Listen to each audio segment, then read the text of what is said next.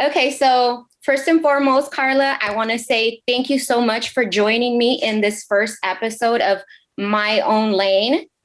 Yeah. Um, you and I go back to working together in radio. I Mm-hmm. remember going into the interview and meeting you because you were part of the panel of the team that interviewed me. And I think we hit it off immediately because I just fell in love with your hair. Exhibit A, look at you, look at that hair, how it looks. Mm-hmm. And I remember being a fan of that style, but I was just too afraid to even do anything too daring like that to my hair, I think it was. Do you remember when you interviewed me?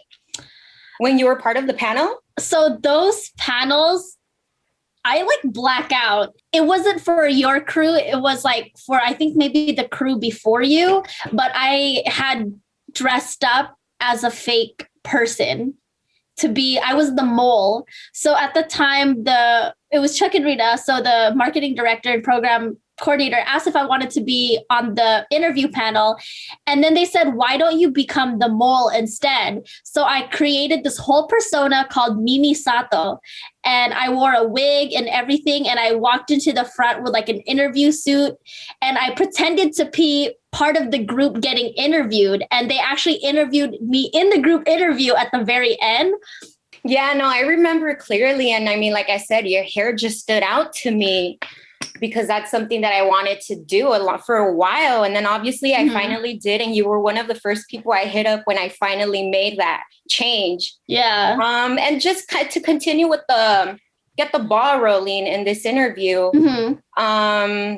Since we're on the topic of panels, I really want you to share with me an event that took place at the radio station before I came on board, I'm sure.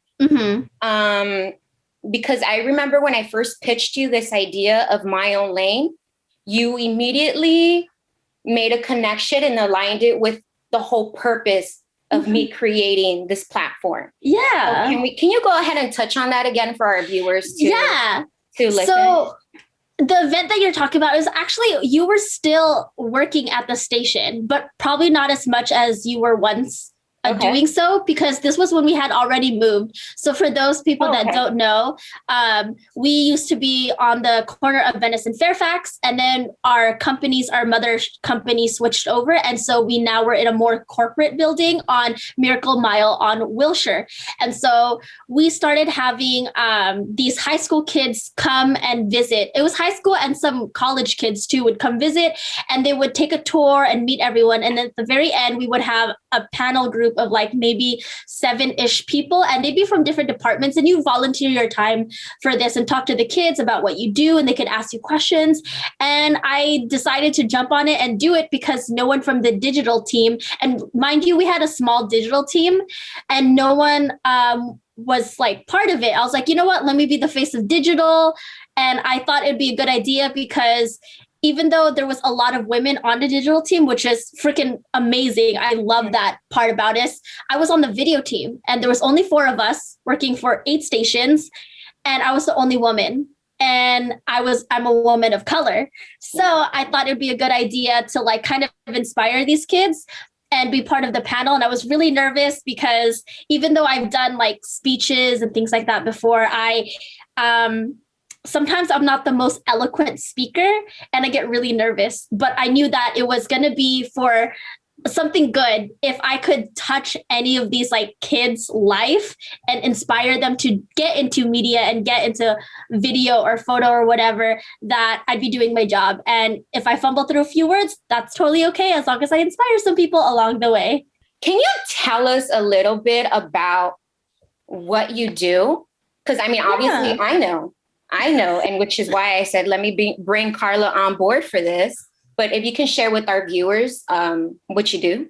Yeah, so I am a content creator. I guess that's something that encompasses it all, because I do photo, I do video, I do design. I am a people person, and I just like love talking and inspiring people and getting them motivated to do their own thing. But I want to say, yes, I'm a content creator. when it comes to the more, I guess, professional career side of things, I'm a video content producer. I was, like I said, I was the only female in a video team of 4 for the LA market for Entercom. And most recently, I got rehired as a part-timer for the national team. So now I'm no longer working for just LA, because I actually did lose my job in LA last April due to COVID. A lot of us got let go, unfortunately. But then now I'm working for the national team. So now I'm making videos for not just like an LA cluster, but for the whole entire USA. And so far it's pretty good. I'm working from home, so no 2-hour commute anymore. So I was video content producer for that.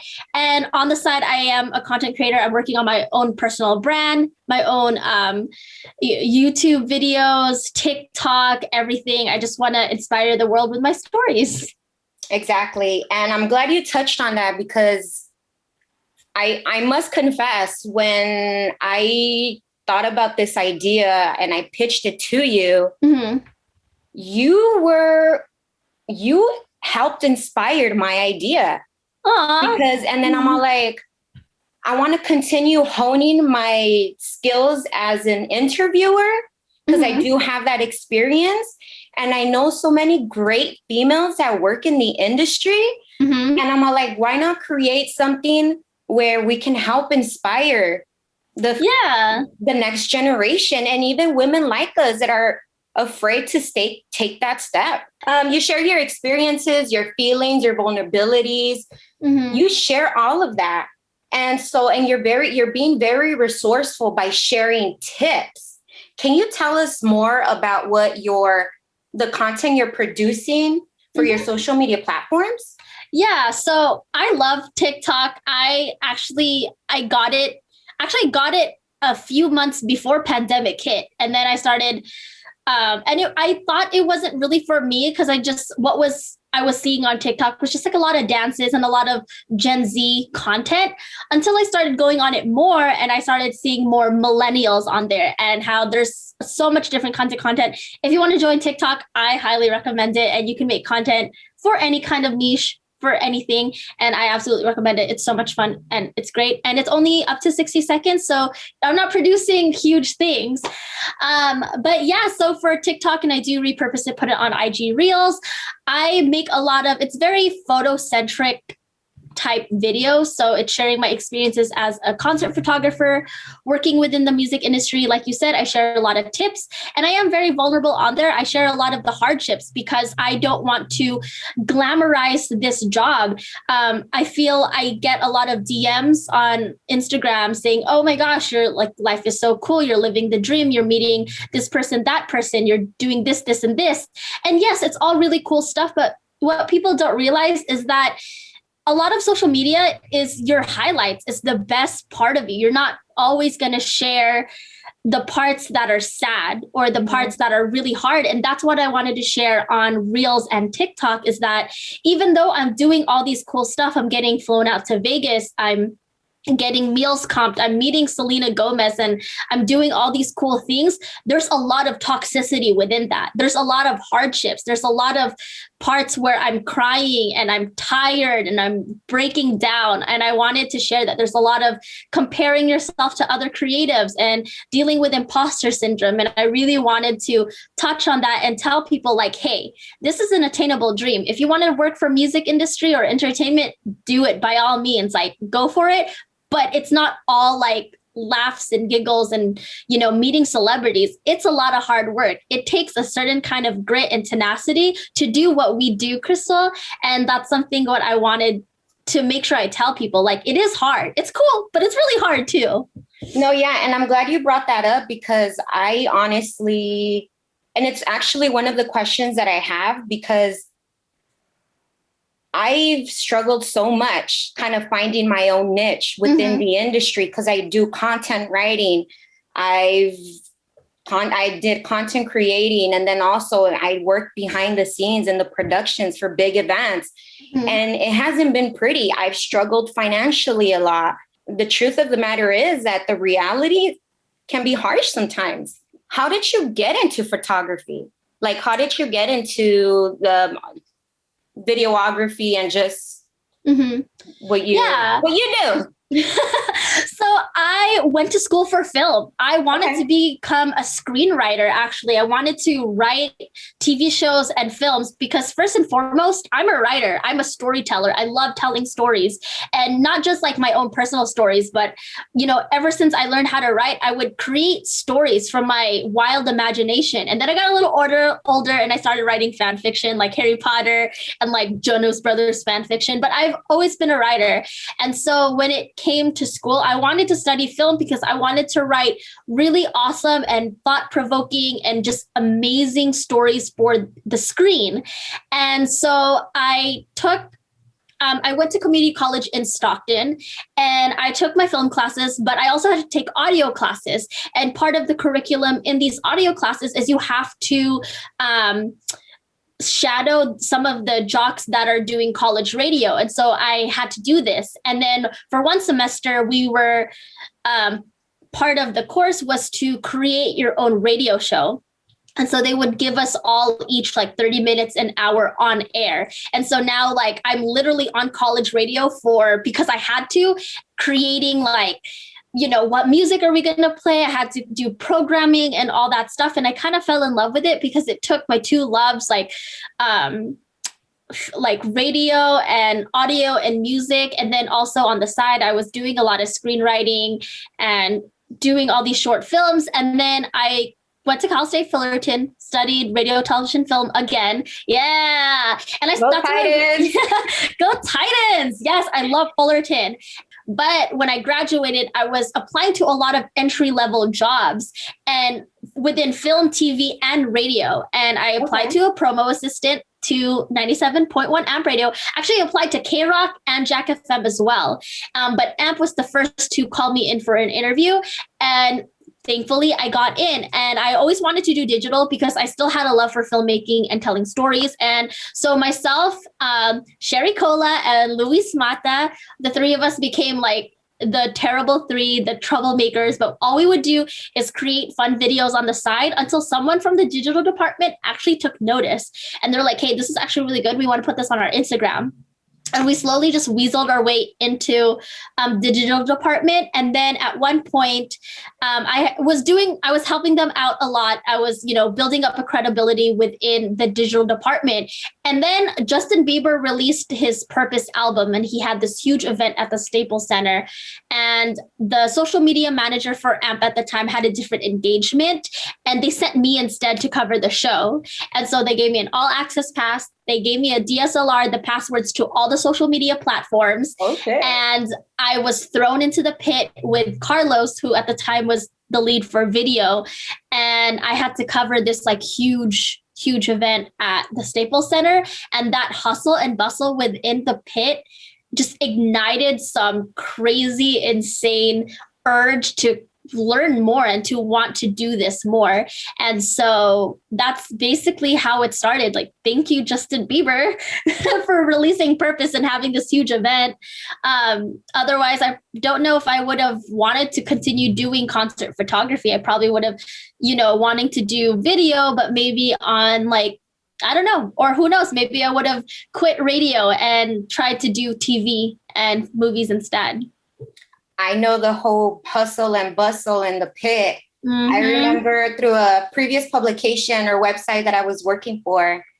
What was it? It was Aaron Style, that festival here in LA. Mm-hmm. I attended and I got hooked up with the photo pass. And I remember taking pictures of Phoenix, Zed, mm-hmm. Gucci Mane, and even Tanashi. And I'm all like, I'm obviously, you know, I'm not a photographer, but I was so proud of my results. I'm like, yeah, those pictures came out great.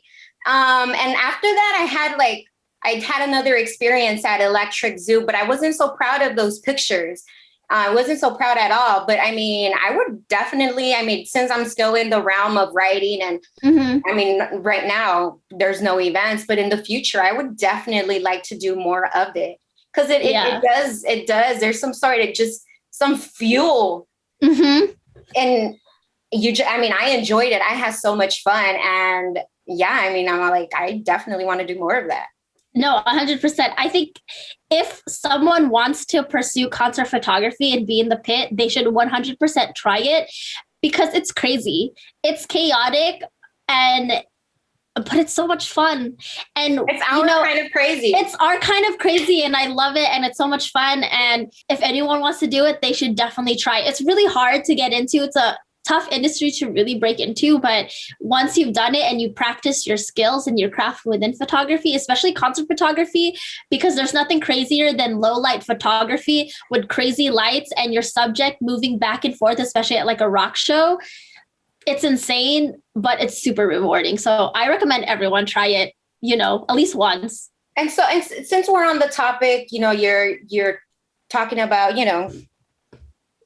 a few tips. I want to ask you if you can share a few tips with those that are considering this photography journey or content creating journey. Okay, well, that's a good question. So when it comes to concert photography or like photography in general, even if you just want to do portrait photography, if you are new, do not worry about what type of equipment you have. Use your iPhone, use your Android if you have one. If that's all you have and you don't have a physical DSLR camera, just use your phone. Or if you do have a DSLR camera and it says something of a lower grade that's not a huge prosumer camera, use that and practice your skill. Because the thing is, a lot of people think that your camera takes a good photo. It's not the camera. It's you. You take the photo. You're the one who pushes the button, changes the setting. You're the one doing the editing. So it's you and your talent. There's no use of having a $4,000 camera if you don't know how to use it or use your skills. So the best advice is if you want to become a photographer, whether that's a concert photographer, a portrait photographer, a product photographer, whatever it is, to just practice, just do it. Use your phone, use whatever you have and practice. And once you've mastered that and you want to get into some more serious work, go ahead and break the bank and buy a camera, but you don't have to spend the $4,000 one. You can spend, my first camera was a Rebel T3i and it came with a kit lens and everything. And I think altogether cost about $500, which seems like a lot, but that's probably like on the lower end as far as cameras. And as I got better and was practicing a lot more, then I started upgrading to a more heavier duty equipment. When it comes to editing, I personally use Lightroom and Photoshop. I use a mixture of the two together. And yeah, there's so many different kinds of tips, but the most important part is to just start it. Just do it and don't worry about equipment now. You need to practice the skills and study it first before, blowing the bank and buy a really heavy duty camera. Did following this creative path affect your family and your relationships negatively? Like, has that played a role? Yeah, and if you can just share on that, touch on that. Okay, so I'm 100% Filipino. I come from a very traditional Filipino family.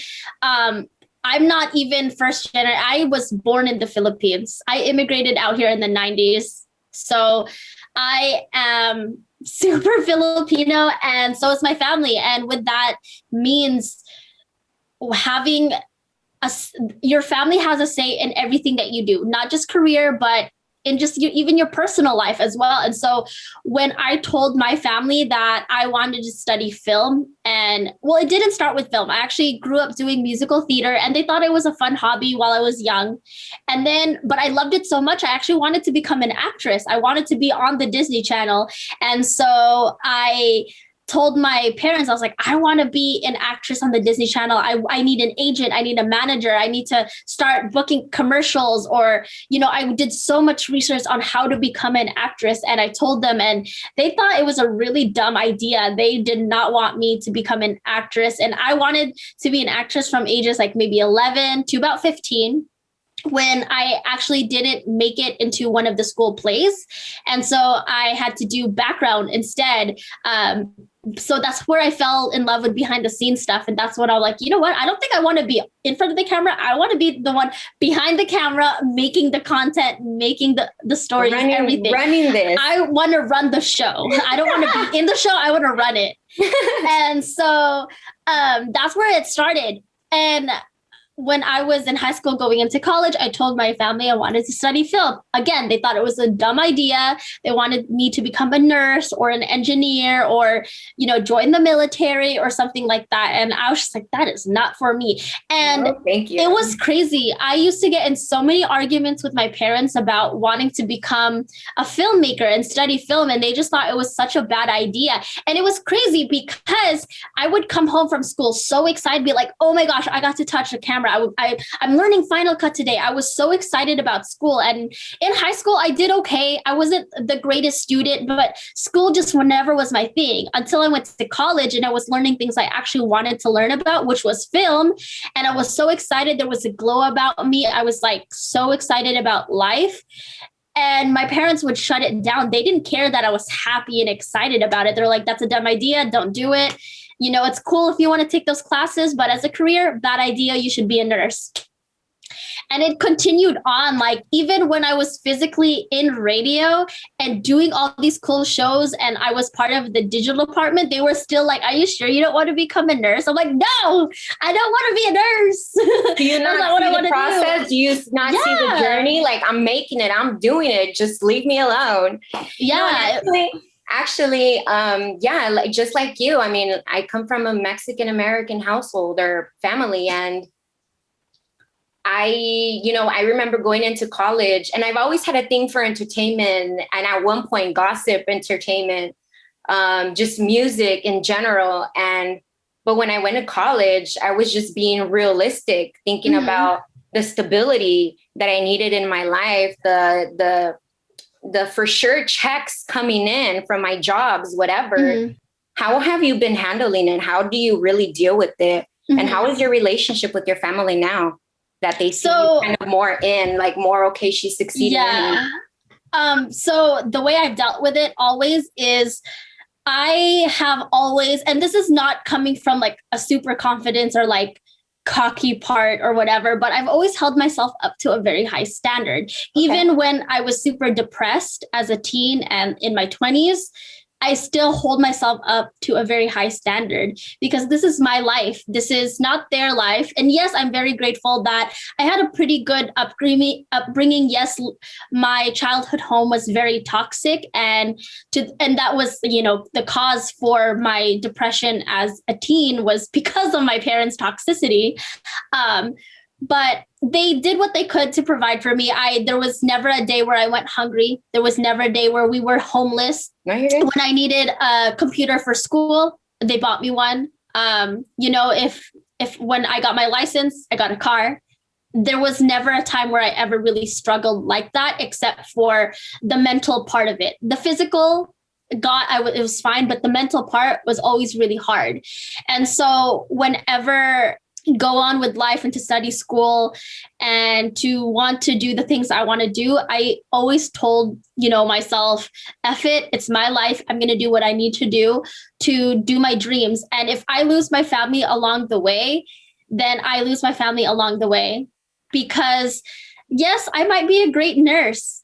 My mom's a nurse. My auntie is a nurse. Everyone in my family is a nurse. It might be in my blood. I could be an amazing one. But what if I'm unhappy? What if I'm spending 40 hours of my life a week tending to these patients and going to a place I always dread and I wasn't excited about it, all because I listened to my parents about it. And they weren't telling me to become a nurse or an engineer because, they wanted to ruin my life. They were looking out for me. They wanted me to have some stability and to have money in my pockets. But sometimes it's not all about money. And yes, bills are important. I have a car payment. I have rent now. I have a dog who's really expensive and he has insurance.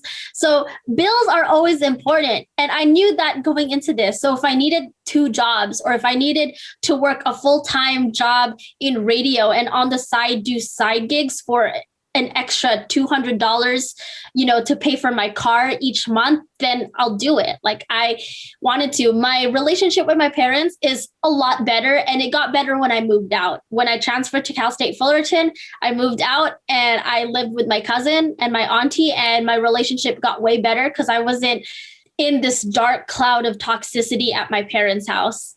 So it's a lot better now. I visit them when I can. I'm in a group chat with them and my sister. It's a really good relationship now.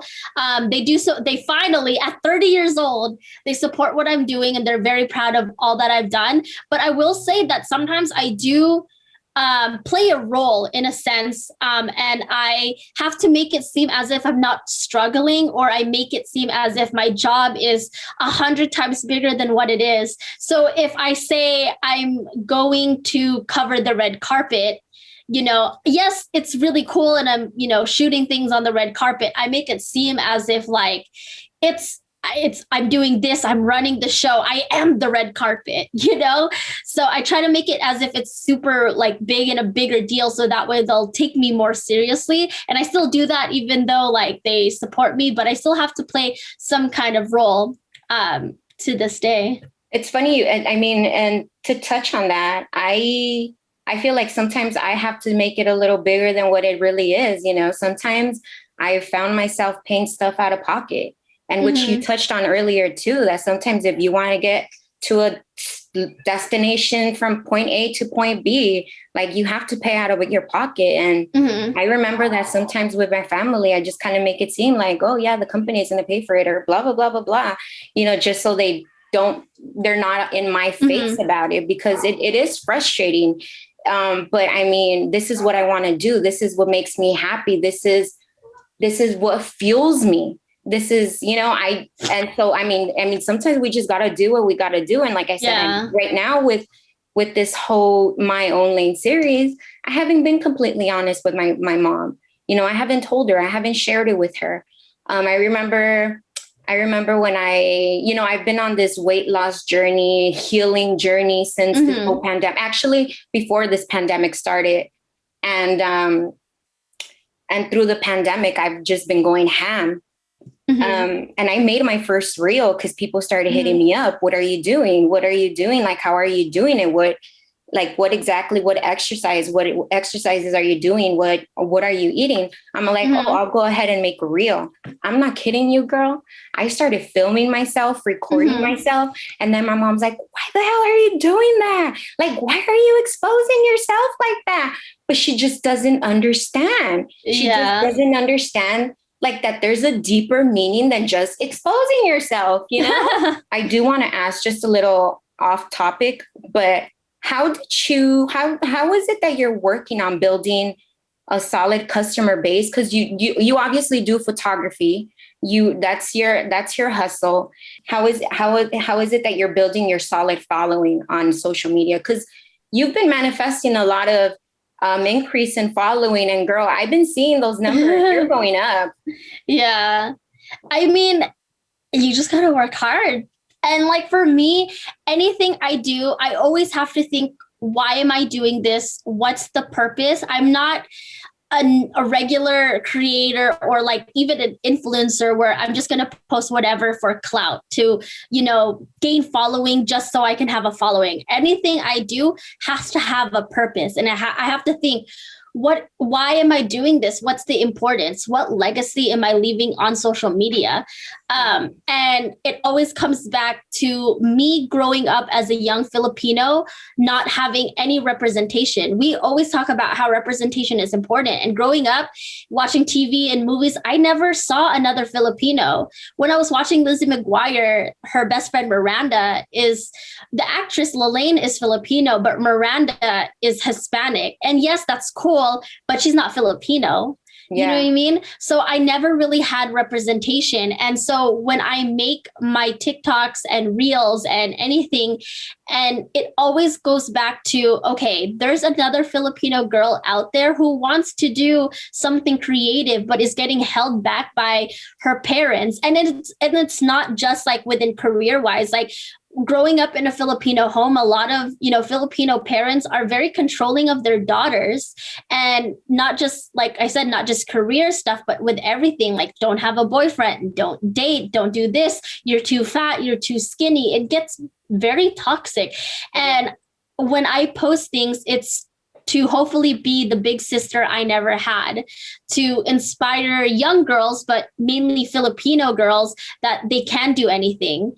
And not just within a creative industry, but as a person too. I want a young Filipino girl to grow up and be a badass Filipino woman, to go out there, because we're taught to be demure, to not be a bothersome, to be silent and not talk about our issues. We're taught to just be quiet and, just let the world go and us blend into the wall. No, I don't want that. I want any young Filipino girl watching, my TikToks, looking at my content, anything like that, to be like, wow, I want to grow up and be badass. I want to make a sound. I want to be loud. I want to make a noise and be impactful. I don't want to just like go into the wall and slide into a bush like that one Simpsons meme from a few years ago. I want to be like awesome and badass and totally cool. And so that is the purpose with a lot of the social media I do. It's to inform, yes, but it's to also inspire, because when it comes to photo, when I'm in the pit, say I'm in a pit of 20 people, 15 of them are guys, 5 of them are girls. I'm the only person of color. And, no disrespect to, photographers, we need to be a family. We need to come together. So obviously no disrespect to my white female photographers. But when it comes to being a person of color in the creative industry, not only are we not represented enough, but we also have outside forces trying to take us down, whether that's family, that's society, the media, whatever it is. It's a lot harder for not only people of color, but women of color. We're women of color and we are freaking strong and badass. And that should be enough to give us, for people to respect us, for us to be credible, but it's not for some reason. And so we have a lot more outside forces trying to bring us down. So when I see another woman of color in the photography pit or doing her thing on social media, I am so excited and so proud of them, because I knew they had to face a lot and go through so much for them to get to where they are today. And I think that's super badass. No, and everything that you're saying, everything that you're sharing with me really aligns with my experiences. I mean, I'm in a different area of the industry, but yes, I'm not trying to blend in. I'm not trying to settle. I don't want to be quiet. I'm very outspoken. I say it how it is sometimes, and how do you define success?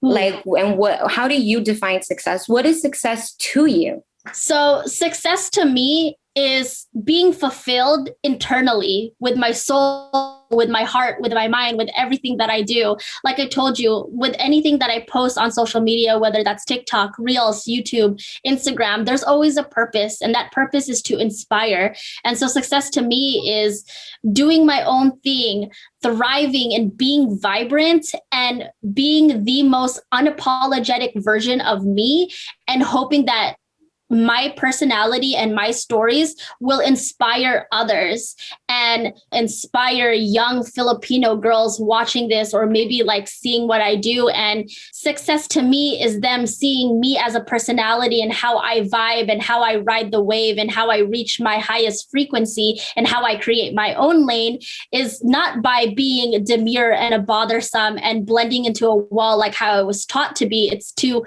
be impactful, be loud, make noise, make good trouble, and to just be an amazing, badass person. That's success to me. And that's me creating my own lane. So that way the next generation and the generation after that and the generation after that, they can create their own lanes, and they're creating something so beautiful and badass and awesome. And that is success to me. You worded it so beautifully. Yes, girl. Thank you. And you, like I said, you've definitely helped inspire this idea of mine. And I really hope that it reaches viewers like the next generations, because they need to see this. They need to see that they need to reach their goals. They need to push boundaries, break free from tradition. If that's what their calling is, of course, they need to see themselves represented. I mean, if I can help out through this platform, I think I'm doing my job. It's very glamorized because we only post the good stuff, but it is a very fast-paced industry in general. And then when you work in big markets like Los Angeles and New York, it's an extraordinarily insane fast pace, and it's crazy. So you need a good head on your shoulders. At the end of the day, you're disposable. You really are. And because there's so much glamorization on working within entertainment, if you decide to quit because they're exploiting you or they're not paying you enough or whatever, they're not gonna bat an eyelash. They're not gonna care because there's gonna be 1,000 other people ready to take your place because they're new and they haven't been like exposed to it. And they're like, oh my gosh, yes, I'm totally down to shoot a show for a big radio show because, that's my dream and I want to do it. Not knowing that there's going to be some bad parts about the industry or toxicity within that. So you need a good head on your shoulders. Whatever you do, you need to do it with heart. You need to take care of yourself. Health is wealth. It's really important to, take care of your body and your mental as well and be awesome. Go out there, just run it. Kill it in the game. Yes. Thank you so much, Carla, for joining me in this first episode of what I hope is a successful My Own Lane. Thank you so much. Again, thank you for inspiring this idea. Thank you for hearing me out when I pitched the idea to you. Thank you for being my first guest. Oh, of course. And thank you so much for having me on. I cannot wait to see more of the interviews you have lined up. And yes, yeah. I think I have a great lineup. And many of these great women that I have coming up, you and I both know from working together at the radio station. And I'm just very fortunate that I know all of you guys. I'm like, damn, I'm surrounded by great women. Like I'm surrounded by great females killing it out there in the creative lane, Yeah. So thank you so much, Carla. No problem.